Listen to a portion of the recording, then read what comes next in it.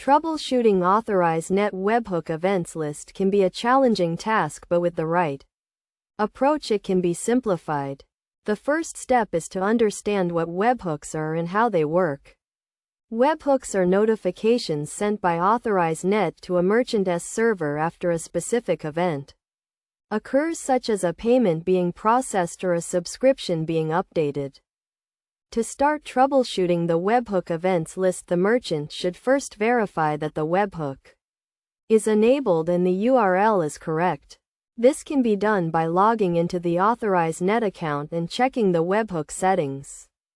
The merchant should also ensure that the server is configured to receive the webhook notifications and that the URL is accessible. The next step is to check the webhook events list for any errors or inconsistencies.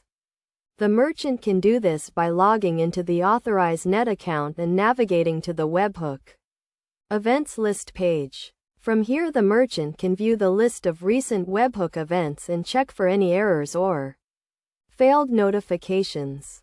If the merchant finds any errors or inconsistencies, they should investigate further to determine the cause. This may involve checking the server logs for any issues or contacting the Authorize Net support team for assistance. The merchant should also verify that the webhook payload is being sent correctly and that the server is processing it as expected.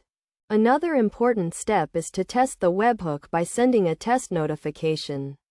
This can be done by using the Authorize Net sandbox environment to send a test webhook notification to the merchant's server. The merchant can then verify that the notification is received and processed correctly. In terms of best practices, the merchant should ensure that the webhook URL is secure and that the server is configured to handle multiple notifications. The merchant should also implement error handling and logging to ensure that any issues are detected and resolved quickly. Additionally, the merchant should regularly review the webhook events list to ensure that all notifications are being received and processed correctly.